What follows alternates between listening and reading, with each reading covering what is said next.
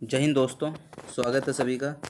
जैसा कि हमने पिछले वीडियो में सेल के बारे में चर्चा की थी, तो अभी हम उसके आगे चर्चा करेंगे सेल डिवीज़न, कोशिका विभाजन। अब कोशिका विभाजन कैसे होता है, क्यों होना चाहिए, क्या ज़रूरत है, नहीं होगा तो क्या प्रॉब्लम होगी, तो इन सब के कई सारे क्वेश्चंस हैं जिनके बारे में हम चर्चा करेंगे। जैसा कि पिछले वीडियो में मैंने कुछ बताया था, उसके बारे में थोड़ा सा रिवीजन कर लेते हैं। हमने पिछले वीडियो में क्या सेल के बारे में चर्चा की थी। सेल क्या होता है? सेल में कई सारे सेल क्या है, हमारे बॉडी की सबसे छोटी इकाई होती है, ना कि छोटा अंग होता है। छोटा अंग नहीं होता, ये छोटी इकाई होती है। अब इस सेल में कई सारे जो डिवाइड पार्ट होते हैं जो अलग अलग काम करते हैं। जैसे माइटोकॉन्ड्रिया होता है, सेंट्रोसोम होता है, लाइसोसोम होता है, एंडोप्लाज्मिक रेटिकुलम होता है, राइबोसोम होता है, न्यूक्लियस होता है, न्यूक्लियस उसके बाद साइटोप्लाज्म होता है, प्रोटोप्लाज्म होता है। इन सब के बारे में मैंने बता दिया है। तो इनके पिछले अगर नहीं देखा तो आपने पिछले 2 वीडियो देखिए, उनमें मैंने अच्छे से डिटेल में बताया है। और उसके बाद हमने न्यूक्लियस को न्यूक्लियस में क्या होते हैं, क्रोमोसोम होते हैं। देखो ये है सेल, है सेल के बाद ये न्यूक्लियस है, इसका मतलब अलग से हमने बनाया है न्यूक्लियस। न्यूक्लियस के बाद क्या है, न्यूक्लियस से क्रोमोसोम, न्यूक्लियस से एक क्रोमोसोम को खींच दिया है। ये पेयर में होते हैं, ठीक है, ये पेयर में है, एक ये है एक ये है, ऐसे, ठीक है, ये न्यूक्लियस। अब न्यूक्लियस का एक पार्ट देखो, इधर से इन्होंने ऐसे खींचा है। जब इसको खींचा है तो ये डीएनए में परिवर्तित हो गया। एक तो इधर ऐसे हो गया ये, ठीक है, ये डीएनए में परिवर्तित हो गया। ये देखो, अब डीएनए को जब खींचा, क्रोमोसोम को खींचा तो डीएनए निकला, डीएनए खींचा तो फिर इसमें क्या निकला, जीन निकले हैं। और जीन को भी अगर स्टडी किया तो इसमें एटीजीसी का बॉन्ड निकला था। तो ये सब हमने पिछले वीडियो में चर्चा कर ली है। अभी आज हम सेल डिवीजन के बारे में चर्चा करेंगे, ठीक है। अब सेल डिवीजन में क्या है, देखो यहाँ से शुरू से करते हैं। सेल डिवीजन हमारे शरीर में क्यों जरूरत। देखो, अगर सेल डिवीजन नहीं होगा तो हमारे शरीर का जो विस्तार है, जो हमारा डेवलपमेंट है, वो भी नहीं होगा। ये भी हमेशा ध्यान रखना। देखो, जब बच्चे का जन्म होता है, जब बच्चे का जन्म होता है तो वो कितना बड़ा होता है, वो मुश्किल से 1 फीट का होता है। 1 फीट का भी नहीं होता है। बहुत से बच्चे तो 8 इंच, 10 इंच, 12 इंच, 14 इंच इस हिसाब के होते हैं। तो अगर सेल डिवीज़न नहीं होगा तो हमारी बॉडी की ग्रोथ भी नहीं होगी। लेकिन सेल डिवीज़न होता जाता है, हमारी बॉडी की ग्रोथ होती जाती, लेकिन एक समय ऐसा आता है हमारी ग्रोथ रुक जाती है। अब ग्रोथ का रुकना तो मतलब सेल डिवीज़न रुक गया, सेल डिवीज़न नहीं हो रहा है। अब सेल डिवीज़न, जब बॉडी की ग्रोथ रुक जाती है, उसके बाद सेल डिवीज़न कब होता है, जब हमारे कहीं चोट लगती है या हमारे कहीं भी सेल्स मर जाते हैं। जैसे किसी ने डंडा मार दिया बहुत तेज़ से और वहाँ पे काला पड़ गया, जो काला पड़ गया तो हमारे सेल जो है मर गए वहाँ पे, तो सेल डिवीज़न होगा। तो पुराने सेल को लाइसोसोम निकाल देगा, सेंट्रोसोम सेल डिवीज़न स्टार्ट करेगा और नए नए नए सेल बन जाएंगे। लेकिन ज़्यादा सेल नहीं बनते हैं, ज़्यादा सेल नहीं बनते हैं। तो उसका रीज़न क्या होता है, उसका रीज़न हमने ऑलरेडी बताया हुआ है आपको पिछले वीडियो में, कि हमारा जो डीएनए होता है ना, उसमें सारी इन्फॉर्मेशन रहती है कि मानव जाति में कितना हमें सेल डिवीज़न बनाना है, मतलब कितना सेल डिवीज़न करना है और कहाँ हमको रुकना है। ये सारी इन्फॉर्मेशन हमारे डीएनए में रहती है। वो डीएनए में इन्फॉर्मेशन हमारे पास कहाँ से आती है, वो हमारे माता पिता से आती है। हमारे पिताजी से आधे क्रोमोसोम आते हैं और माताजी से आधे आधे क्रोमोसोम आते हैं। तो उन उन दोनों लोगों के जो क्रोमोसोम का मिश्रण होता है आधा आधा आके, वो हमारे डीएनए में सेव हो जाता है और उसी हिसाब से हमारी बॉडी ग्रोथ होती है और उसी हिसाब से सेल डिवीज़न होता है। तो ये तो एक छोटा सा ओवरव्यू था। अभी नेक्स्ट हम सेल डिवीज़न कैसे होता है। देखो, सेल डिवीज़न 3 प्रकार के होते हैं। ये एक कोशिका से दूसरे कोशिका का निर्माण, एक कोशिका से तो मतलब एक सेल से दूसरे सेल का बनना सेल डिवीज़न कहलाता है। चोट लगने पर सेल डिवीज़न सही होना, ये सब सेल डिवीज़न के अंदर आता है। इनकी सबसे पहले खोज किसने की थी, बिरचाऊ ने की थी, वो भी 1855 ईस्वी में। सेल विभाजन करके दूसरी सेल बनाती है जी, ये मैंने देखो बता दिया आपको, ठीक है। जो सेल बनाती है उसको पेरेंट सेल कहते हैं, और जो सेल बनती हैं, एक सेल से 2 सेल बनती हैं, ठीक है, एक सेल से 2 सेल बनती हैं। तो जो सेल बनाती है उसको पेरेंट सेल कहते हैं और जो 2 सेल बनती हैं उनको डॉटर सेल कहते हैं। ये मतलब नाम दिए गए हैं, इनको जस्ट याद रखना है ताकि आगे हम समझाने में और डिस्कशन करने में कोई प्रॉब्लम ना हो। जब देखो, ये ऑलरेडी मैंने बता दिया है, सेल डिवीजन होता है बचपन से बड़े होने तक, ठीक है, ये आप पढ़ लेना। अब सेल डिवीजन कितने प्रकार का होता है, 3 तरीके का होता है। एक असूत्री होता है, एक समसूत्री होता है, एक अर्धसूत्री होता है। इंग्लिश में अमाइटोसिस, माइटोसिस और मियोसिस, ये 3 टाइप के सेल डिवीजन होते हैं, ठीक है। तो पहले हम पहले नंबर देख लेते हैं, अमाइटोसिस। ये प्रोकैरियोटिक में होता है। प्रोकैरियोटिक, यूकैरियोटिक बता दिया है। प्रोकैरियोटिक क्या होता है, जो एक सेल या फिर एक सेल 2 सेल के बने हुए प्राणी होते हैं जो हम नंगी आंखों से नहीं देख सकते हैं, वो प्रोकैरियोटिक। और यूकैरियोटिक में मानव प्रजाति, पादप प्रजाति दोनों आती हैं, वो यूकैरियोटिक में आती हैं, ठीक है। ये इंसानों में नहीं होता है अमाइटोसिस या असूत्री। ये 2 भागों में टूटती है, ये नील, हरी, शैवाल, प्रोटोजोआ, जीवाणु, अमीबा, ये बहुविकल्प में एक एक नंबर में कभी कभी पूछ दिया जाता है कि शैवाल या प्रोटोजोआ या जीवाणु कौन से सेल डिवीजन में आता है, तो ये असूत्री में आता है, ये प्रोकैरियोटिक है। ठीक है, ये याद रखना। अब इसमें विभाजन कैसे होता है, इसमें देखो ये फिगर है, थोड़ा सा ऊपर इसको करते हैं। इसमें देखो फिगर है, फिगर में क्या क्या बोल रहा है, देखो ये एक सेल है, ठीक है, ये एक सेल बनी हुई है और ये इसका केंद्रक है, केंद्रक मतलब न्यूक्लियस, ठीक है, ये न्यूक्लियस है। तो न्यूक्लियस और ये इसका जो मेम्ब्रेन है वो प्लाज्मा मेम्ब्रेन है। अभी ये इसमें जो असूत्री में क्या होता है कि केंद्रक का ही विभाजन होता है सबसे पहले, होता तो समसूत्री में पहले केंद्रक का विभाजन है, लेकिन उसका थोड़ा लंबा प्रोसेस है। इसमें क्या है, छोटा सा दिखाई भी नहीं देता, इतना बड़ा होता है। उसमें क्या, एक सेल में बस 2 केंद्रक बनाने हैं, 2 केंद्रक देखो, ये देखो केंद्रक खींचने लगा, ये केंद्रक ऐसे खींचने लगा, ये जब केंद्रक खींचा और फिर ये धीरे धीरे तीसरा पार्ट में भी सेम और थोड़ा सा खींच गया और ये पास में आया और चौथे पार्ट में ये अलग हो गया। अब ये डॉटर सेल बन गई, ये पेरेंट सेल थी, ये डॉटर सेल 2 हो गई, बस इतना ही है। इसमें केंद्रक का विभाजन हो जाता है, 2 केंद्रक बनते हैं और 2 केंद्रक अलग अलग, जैसे 2 केंद्रक बनने का न बताती है, बीच से ये यहाँ से ऐसे टूट जाती है और ये दो डॉटर सेल बन गई, बस इतना ही होता है। और ये बहुत जल्दी, इनका क्या है देखो, जो जितना छोटा जीव होगा वो बहुत जल्दी उसका प्रजनन क्षमता बहुत अधिक होता है, वो रिप्रोडक्शन इतना जल्दी करता है कि अब देखो कोरोना आया था तो कितना जल्दी एकदम रिप्रोडक्शन हो रहा था, जहाँ देखो वहाँ कोरोना के मरीज पाए जा रहे थे, पूरी दुनिया को एकदम हाहाकार मच गया, एकदम तबाही मचा दी, कहर बरस रहा था कोरोना का। ऐसा था क्योंकि ये कुछ बना ही नहीं होता, क्या होता है उसमें, छोटा सा होता है, बस बनाते जाओ, इनका रिप्रोडक्शन बहुत फास्ट होता है और जितना ही बड़ा होगा उसका रिप्रोडक्शन बहुत स्लो होगा। जैसे देखो हाथी का बच्चा कितना बड़ा, उसका रिप्रोडक्शन देखो, एक बच्चा पैदा होने में 2-3 साल लगते हैं, और कोरोना का 1 सेकंड में कोई एक बना दे, 1 सेकंड में कोई कई बना दे, तो इनका रिप्रोडक्शन बहुत फास्ट होता है। ठीक है, दूसरा देख लो, सूत्री समसूत्री जो माइटोसिस होता है, ये क्या होता है, कायिक कोशिका में होता है। कायिक कोशिका मतलब हमारी जो कोशिका है वो कायिक कोशिका है, जो हमारे शरीर में चोट लगती है तो वो इसी समसूत्री विभाजन के कारण ही हमारे शरीर की सेल डिवीजन, मतलब हमारे सेल, मतलब चोट लगने के बाद नई सेल का निर्माण होता है और चोट सही हो जाती है। पर इसमें भी एक देखो कि जहाँ पे चोट लगती है तो ज़्यादा सेल नहीं बनाती है, जितना खराब हुआ तो उतना ही बनाएगा। तो वही जो है डीएनए क्या होता है, डीएनए हमारे सेल में ही, सेल के अंदर एक केंद्रक होता है, केंद्रक के अंदर क्रोमोसोम होता है, क्रोमोसोम के अंदर डीएनए होता है, तो हर सेल में एक डीएनए है। वो सारी इन्फॉर्मेशन हर सेल में है, तो हमारी पूरी बॉडी में पूरा इन्फॉर्मेशन है। तो अभी इकाई कोशिका में मिलकर बना होता है।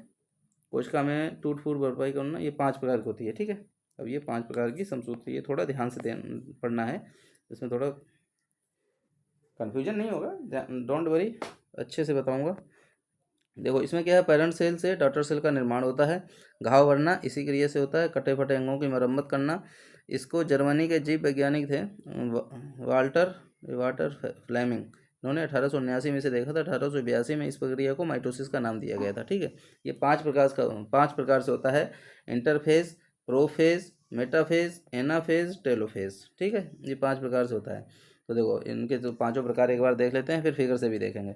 इंटरफेस में क्या होता है, कोशिका विभाजन जो है 95% काम इसी से हो जाता है। इंटरफेस में क्या होता है, पूरी तैयारी होती है, जो भी सेल डिवीजन की पूरी प्रिपरेशन इसी में हो जाती है, तो 95% काम इसी फेज में हो जाता है, बाकी का 5% जो नीचे के 4 भाग बचे हुए हैं उनमें होता है। तो कोशिका विभाजन की तैयारी पूरी इसी फेज में हो जाती है, स्टार्ट हो जाती है। इसके बाद क्या है, केंद्र का विभाजन होता है। ठीक है, जो 4 फेज बचे हुए हैं उनमें सिर्फ क्या होता है, केंद्र का विभाजन होता है, और केंद्र का विभाजन 4 फेज में होता है। तो वो बता दिया है, प्रोफेज, मेटाफेज, एनाफेज, टेलोफेज, ये चारों फेज में ओनली केंद्र का ही विभाजन होता है। तो प्रोफेज में क्या है, कोशिका के वास्तविक विभाजन की शुरुआत होती है, इसमें क्रोमोसोम झुंड में दिखाई देते हैं। चलो ये क्या है, फिगर से देखते हैं, ये देखो फिगर है, इसमें जस्ट देख लेते हैं। देखो इंटरफेस है, ये इंटरफेस में पूरी तैयारी हो गई। उसके बाद आया प्रोफेज। प्रोफेज में क्या है, ये देखो इसमें सिर्फ 4 क्रोमोसोम बनाए हुए हैं, लेकिन इसमें क्या है, इसमें केंद्रक में कितने क्रोमोसोम होते हैं, 46, यानी 23 जोड़ी क्रोमोसोम है, इतने पूरे झुंड में होते हैं, ये आप गिन नहीं सकते हो, ऐसे होते हैं। उसके बाद होता है मेटाफेज। मेटाफेज में क्या होता है, ये क्रोमोसोम क्या एक लाइन में आ जाते हैं। ठीक है, और इसमें इंटरफेज के बाद जो सेंट्रोसोम, ये देखो सेंट्रोसोम है, ये 2 सेंट्रोसोम है, ये दोनों सेंट्रोसोम देखो अलग होने लगे हैं प्रोफेज में ही। और मेटाफेज में क्या होता है कि दोनों क्रोमोसोम क्या होता है, एक तो क्रोमोसोम लाइन में आ जाते हैं, और जो दोनों सेंट्रोसोम होते हैं वो उत्तरी ध्रुव और दक्षिणी ध्रुव की तरफ जाने लगते हैं। उत्तरी ध्रुव मतलब ऊपर की तरफ, एक एक नीचे की तरफ, तो दोनों उत्तरी ध्रुव दक्षिणी ध्रुव के जाते हैं, वो मेटाफेज में जाते हैं। उसके बाद क्या होता है, एनाफेज। एनाफेज में क्या होता है कि जो ये सेंट्रोसोम है, जो यहाँ पे ये सेंट्रोसोम है, ये दोनों ऐसे अपनी तरफ खींचने लगते हैं, ठीक है। तो ये यहाँ से जब क्रोमोसोम को अपनी अपनी तरफ खींचने लगते हैं तो टेलोफेज में क्या क्रोमोसोम एकत्र हो जाते हैं, ठीक है। और इसमें दो केंद्रक का निर्माण हो जाता है। और जैसे ही दो केंद्रक का निर्माण हुआ उसके बाद दो सेल बन गई। तो ये तुम्हारी दो डॉटर सेल बन गई, ठीक है। इधर ये देखो अलग अलग हो गए, दो दो केंद्रक बन गई है। और देखो ये दो सेंट्रोसोम है, ये देखो ये दो सेंट्रोसोम है पास में। इधर ये देखो दो सेंट्रोसोम है। तो पता चलेगा सेंट्रोसोम कैसे कोशिका का विभाजन करता है। ये समसूत्री, ये हमारे बॉडी में टूट फूट होती है, मरम्मत होती है, ये सब। तो जब ये केंद्रक का विभाजन हो जाता है तो उस समय तक एक कोशिका में दो केंद्रक होते हैं, ठीक है। इसमें देखो एक कोशिका में ही दो केंद्रक होते हैं। जब दो केंद्रक बन जाते हैं उसके बाद ही कोशिका का विभाजन होता है। इसके बाद दो कोशिकाएं बनती हैं। इस अवस्था को कोशिका का विभाजन या साइटोकिनेसिस कहते हैं। देखो एग्जाम्पल बताता हूँ, जैसे छिपकली है। कभी कभी क्या होता है, छिपकली को अगर आप मारो और छिपकली के पास अगर कहीं कुछ जगह नहीं है भागने की, छिपने की, तो वो क्या है, अपनी पूँछ तोड़ के फेंक देगी। पूँछ अपनी तोड़ के जानबूझ के अपने आप को बचाने के लिए। देखो उसका वो कैसे अपने आप को बचाती है। वो क्या है, अपनी पूँछ तोड़ के फेंक देगी। और वो बॉडी का कोई भी पार्ट अगर टूटता है तो सेम टाइम उसे निर्जीव नहीं होगा, उसमें थोड़ी बहुत जान बनी रहती है। तो वो पूँछ क्या है, वो फड़फड़ाती रहती है। जब तक जान निकलती, जब निकलती है तो बहुत दर्द होता है। किसी थोड़ी सी चोट लगती है तो हमें नानी याद आ जाती हैं। लेकिन जब छिपकली की पूँछ फड़फड़ाती रहती है तो उसमें क्या होता है कि हम छिपकली की पूँछ देखने लगते हैं। उसी समय छिपकली को टाइम मिल जाता है और वो भाग जाती है। तो यही रीज़न होता है। ऐसे ही चूहे की पूँछ भी, अगर चूहे की पूँछ भी कट गई तो दोबारा इसी माइटोसिस सिस्टम के कारण उसकी पूँछ या छिपकली की पूँछ वापस निकल आती है। तो ये माइटोसिस हो गया, ठीक है। ज़्यादा कुछ नहीं है। देखो माइटोसिस में क्या है, टूट फूट होती है हमारे शरीर में, उसी का होता है। उसमें 5 प्रकार होते हैं। एक इंटरफेस होता है, प्रोफेस होता है, मेटाफेस होता है, एनाफेस होता है, टेलोफेस होता है। अब प्रोफेस में क्या है, प्रोफेस में हमारे जो सेल हैं वो सब झुंड में रहते हैं, सॉरी क्रोमोसोम जो है सब पूरे झुंड में रहते हैं। और इंटरफेस में बताइए सारी तैयारी होती है, इंटरफेस में सारी तैयारी होती है। और प्रोफेस में क्या होता है, प्रोफेस में सारे झुंड में रहते हैं, गिन भी नहीं सकते हैं। और फिर प्रोफेस के बाद क्या आता है मेटाफेस। मेटाफेस में क्या होता है, सारे लाइन में आ जाते हैं और सेंट्रोसोम दोनों ध्रुव की तरफ चले जाते हैं। उसके बाद आता है एनाफेज। एनाफेज क्या आता है, इनको एक दूसरे तरफ खींचने लगते हैं, क्रोमोसोम खींच जाते हैं। उसके टेलीफेज आता है, ये सारे एकत्र हो जाते हैं और दो केंद्र का निर्माण हो जाता है। बस इतना ही है। चलो उसके बाद तीसरा देखते हैं, अर्धसूत्री मियोसिस। इसमें क्या होता है, देखो इसमें हमारे जनन अंगों का निर्माण होता है। मियोसिस मतलब अर्धसूत्री। जितने भी जनन अंगों का निर्माण है ना, इसी से होता है। तो 1905 ईस्वी में फार्मर और मूर्य वैज्ञानिक थे, इन्होंने क्या इसका नाम अर्धसूत्री रखा था, ठीक है। इससे केवल और केवल जनन कोशिकाओं का ही निर्माण होता है, ठीक है। इसी मियोसिस प्रोसेस में ही क्रॉसिंग ओवर की घटना होती है। क्रॉसिंग ओवर की घटना क्या होती है कि जो क्रोमोसोम आधे आधे मतलब हमारे फादर से आधे आते हैं और मदर से आधे आते हैं। तो वो जो मतलब जो डीएनए मतलब क्रोमोसोम जो होते हैं, क्रोमोसोम में ही डीएनए होते हैं, वो आपस में क्या होता है अपनी इन्फॉर्मेशन ट्रांसफ़र करते हैं एक दूसरे में। तो उसी को क्रॉसिंग ओवर की घटना कहते हैं। जो इन्फॉर्मेशन डीएनए में अलग अलग रहती है ना, देखो मदर से आएंगे 23 और 23 आएंगे फादर से। तो वो दोनों आपस में इन्फॉर्मेशन ट्रांसफ़र करते हैं, उसी को क्रॉसिंग ओवर की घटना कहते हैं, ठीक है। ये क्रॉसिंग ओवर की घटना है ये। तो आगे आगे भी हम बताएंगे, जस्ट मैंने ये बता दिया। तो ये क्या है, ये पूरी घटना प्रोफेस की होती है। इसमें भी पाँच पाँच ये क्या है, ये बाद वाला फिगर है, पहले वाला इससे दिखाता हूँ। ये है, ठीक है। इसमें देखो ये 5, एक लेप्टोटेन है, फिर जाइगोटेन है, फिर पैकेटेन है, फिर मेटा डायग्नेसिस, डिप्लोटेन डायग्नेसिस, उसके बाद मेटाफेस, ठीक है। मेटाफेस के बाद जो मैंने समसूत्र में किया, मेटाफेस के बाद वही आता है। मेटाफेस के बाद क्या आता है, एनाफेज आता है, फिर टेलोफेज आता है। बस इतना ही है, ठीक है। तो इसमें देखते हैं लेप्टोटेन क्या करता है। इसमें लेप्टोटेन क्या है, इसमें गुणसूत्र पतले धागे की तरह उलझे हुए रहते हैं, ठीक है। जैसे ये है, देखो पूरे उलझे हुए हैं। इसमें देखो ये पूरे जो ये पूरे उलझे हुए हैं, ठीक है। उसके बाद पैकोटिन नहीं, जाइगोटिन आएगा। जाइगोटिन में क्या है, इसमें क्या है, गुणसूत्र जोड़े जोड़े बना लेते हैं। इसमें देखो जोड़े जोड़े बनाए हुए हैं, थोड़ा ऊपर कर लेते हैं। ये देखो इसमें देखो पेयर बना लिए, ये देखो 2 पेयर इधर बन गए, 2 पेयर इधर बन गए। तो लेप्टोप्रोटीन में क्या है कि सारे गुणसूत्र जो है ना धागे की तरह उलझे हुए रहते हैं, ज़ाइगोटिन में क्या है पेयर बना लेते हैं। तो ये देखो इन्होंने पेयर बना लिए हैं। उसके बाद आएगा पैकेटिन। पैकेटिन क्या होता है, इसमें इसी देखो, हाँ मैंने क्रॉसिंग ओवर की घटना जो बताई थी ना, वो क्रॉसिंग ओवर की घटना इसी पैकेटिन प्रोसेस में होती है। ये क्वेश्चन पूछा गया है, इसको याद रखना कि क्रॉसिंग ओवर की घटना कौन से प्रोसेस में होती है, वो पैकेटिन। देखो एक तो क्या है अर्धसूत्री में होती है, पहला तो बड़ा बड़ा फेस अगर देखें अर्धसूत्री में होती है मियोसिस प्रोसेस में, और उसके भी अंदर पूछेगा तो पैकेटिन प्रोसेस में होती है। ठीक है, पैकेटिन प्रोसेस में इसमें क्रॉसिंग ओवर की घटना होती है, और इसमें गुणसूत्रों की जो आनुवंशिक सामग्रियों का विनिमय होता है। मैंने क्रॉसिंग ओवर की घटना बता दिया क्या होता है, जो आनुवंशिक जानकारियां हैं वो आपस में आदान प्रदान होता है, विनिमय होता है, यानी कि जो गुणसूत्र ये मैंने बताई दिया अनुवंशिक आदान प्रदान करते हैं। ठीक है, अभी डिप्लोटीन। डिप्लोटीन में क्या होता है, इस अवस्था में समझो गुणसूत्र अलग अलग होने लगते हैं, और जब अलग अलग होने लगते हैं तो जब गुणसूत्र सब एक जैसे ही हो जाते हैं तो सारी जानकारियां लेकर फिर वो आधे आधे भाग में डिवाइड। जब क्रॉसिंग ओवर की घटना कंप्लीट हो जाती है पैकेटिन प्रोसेस में, उसका डिप्लोटिन प्रोसेस आता है। उसमें क्या होता है कि जब पूरा क्रॉसिंग ओवर की घटना जब पूरी कंप्लीट हो गई, फिर ये अलग अलग होने लगते हैं। तो ये पैकेटिन प्रोसेस जब हो गया, सारी कंप्लीट हो गई, ये देखो अलग अलग हो गए क्रोमोसोम, ये देखो 2 अलग हो गए, ये 2 अलग हो गए। ठीक है, जैसे ये अलग हो गए, फिर इधर देखो सेंट्रोसोम डायग्नोसिस, डायग्नोसिस के ये देखो सेंट्रोसोम इधर आ गए। अब डायग्नोसिस, अब ये सेंट्रोसोम अलग अलग होंगे, और फिर सेम प्रोसेस होगा, मेटाफेज वाला प्रोसेस आ गया। ठीक है, फिर मेटाफेज के बाद क्या आएगा, एनाफेज आ गया। मेटाफेज क्या करेगा, इनके गुणसूत्रों को अलग अलग खींचना शुरू कर देगा। एनाफेज में आएगा, ये अलग अलग हो जाएंगे। सबसे छोटी घटना एनाफेज होती है, सबसे बड़ी घटना इंटरफेज होती है। ठीक है, वो अर्धसूत्र समसूत्री में है, और इसमें भी सेम, सबसे छोटी घटना एनाफेज है, सबसे बड़ी घटना प्रोफेज है। ठीक है, तो इसमें मियोसिस में सेम। उसके बाद जैसे ही ये बन गए 2 क्रॉसिंग, क्रोमोसोम भी 2 प्रकार के होते हैं। क्रोमोसोम 2 प्रकार के होते हैं, उसमें एक ऑटोसोम होता है, तो एक ऑलोसोम होता है। ठीक है, तो इसमें क्या होता है, दोनों मिलकर, अभी देखो 46 हो गए मेल में। ठीक है, और फीमेल में हो गए 46। ठीक है, अब मेल से कितने आएंगे, 23। ठीक है, 23, फीमेल से भी आएंगे 23। अब 46 में भी क्या होता है, 44 होते हैं, 44+2, ऐसे मान लो 44+2, और फीमेल में भी 44+2। ठीक है, अभी 44 से आ गए 22, इधर से अगर मानो ये 22 आ गए, और जो 2 है उससे 1 आ गया, 22+1। इधर भी 22 आ गए, पहले फीमेल से क्या आ गया, 22+1। समझ गए। देखो मेल में क्या होते हैं 46, फीमेल में भी होते हैं 46, तो 46 को हमने डिवाइड कर दिया 44+2।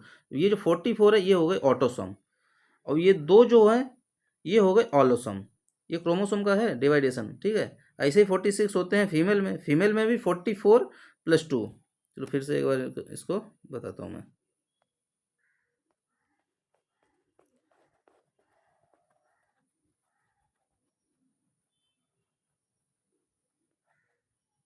देखो अभी हम मेल में कितने हो गए, फीमेल में, फीमेल तो लिखे हो गए 44+2।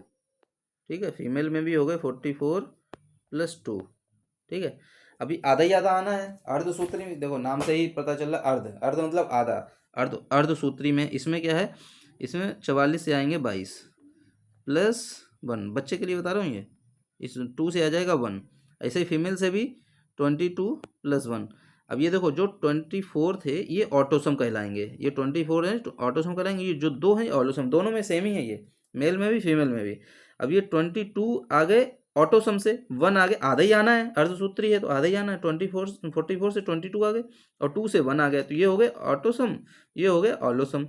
ऐसे ही इसमें भी, तो 23 हो गए। अब 23+23, 23+23, ये भी हो जाएगा 46। ठीक है, अब ये 46 जो डीएनए में, जो बच्चे के डीएनए में जाएगा, ये 46 सेम, जो क्रोमोसोम है ऊपर नीचे नहीं होने चाहिए। देखो क्रोमोसोम ऊपर नीचे हो जाते हैं, बहुत बड़ी बड़ी गंभीर बीमारियां भी होती हैं। आगे जो बीमारियां हम बताएंगे उसमें बहुत ज़्यादा बहुत गंभीर बीमारियां होती हैं, बताऊंगा आगे वीडियो में।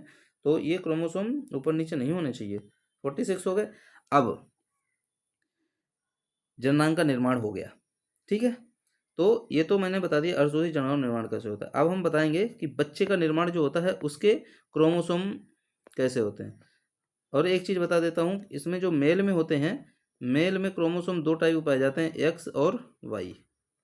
और फीमेल में क्रोमोसोम पाया जाता है एक्स और एक्स, दोनों सेम क्रोमोसोम होते हैं फीमेल में।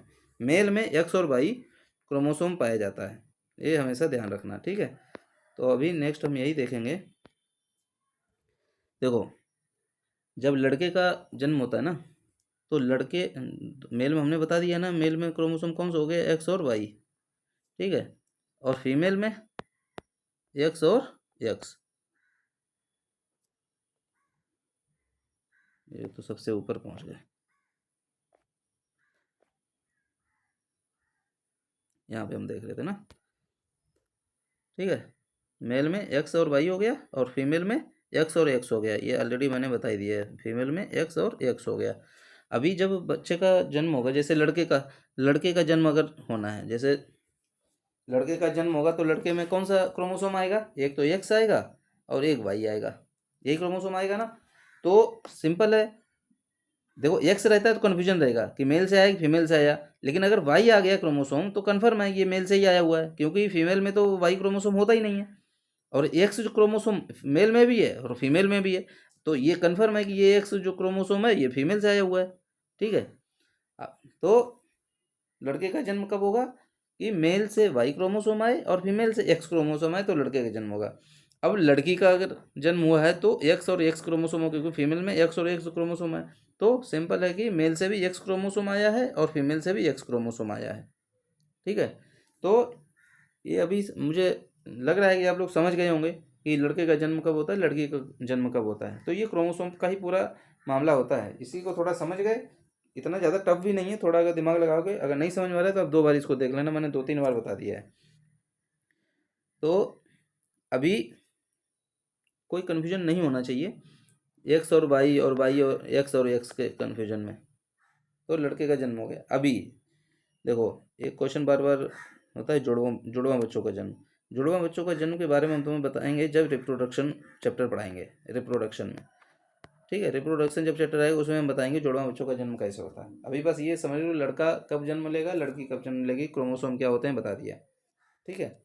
अभी ये एक देखो, ये कंप्लीट हो गया है, जो सेल डिवीजन है ये पूरा कंप्लीट हो चुका है। इसमें जस्ट लास्ट में मैंने ये फिगर इसलिए रखा हुआ था ताकि हम अच्छे से समझ सकें कि क्या होता है। ये देखो पूरा सेल है एक, ये सेल है, ठीक है। सेल के अंदर ये न्यूक्लियस है। अब न्यूक्लियस के अंदर देखो ये छोटे छोटे बने हुए हैं क्रोमोसोम, एक से बने हुए हैं, ये देखो ये बने हुए हैं, ये हैं। तो ये न्यूक्लियस के अंदर कितने रहेंगे, 46 क्रोमोसोम, मतलब 23 पेयर क्रोमोसोम रहेंगे। अब इसमें से एक क्रोमोसोम को ये बाहर खींच लिया, बाहर निकाला। अब क्रोमोसोम भी ये देखो पेयर में है, ठीक है, पेयर में ही रहते हैं ये। तो इसके एक पार्ट को देखो खींचा, जब खींचा तो ये क्या निकला, डीएनए। ये देखो खींचते ही चले आइए, देखो यहाँ तक, जब यहाँ खींचा तो ये देखो डीएनए की संरचना इसने ले ली, ठीक है, ये डीएनए की संरचना ले ली। अब डीएनए को जब खींचा तो ये देखो जीन निकल आए, डीएनए को खींचा, देखो यहाँ से ये जीन, ये देखो जीन है, ये सब जीन है, ठीक है। अब देखो यहाँ पे जब और खींचा तो ये देखो एडनिन, थायमिन, ग्वानिन, साइटोसिन, ये निकल आए। अब यहाँ पे यही आरएनए होता तो ये थायमिन की जगह यूरोसिल होता, तो एडनिन यूरोसिल और साइटोसिन ग्वानिन साइटोसिन होता, तो ये जीन हो गया। तो बस इतना ही है सेल का, जितना भी इसमें हो सकता था मैंने मैक्सिमम कवर किया है। अगर कुछ छूट जाता है तो आप लोग मुझसे पूछ सकते हैं, कमेंट बॉक्स हमेशा ओपन है, जिसमें कोई भी पैसा नहीं लगता है, फ्री है। बाकी आप लोग खुद समझदार हैं क्या करना है क्या नहीं करना है। आशा करता हूँ आप सभी को समझ में आ गया होगा। अब नेक्स्ट वीडियो मैं इसमें बनाऊंगा, जो भी इसके एमसीक्यूज पिछले क्वेश्चन एग्जाम में पूछे गए होंगे उनके बारे में चर्चा करेंगे। तो अपना कीमती समय देने के लिए बहुत बहुत धन्यवाद, शुक्रिया।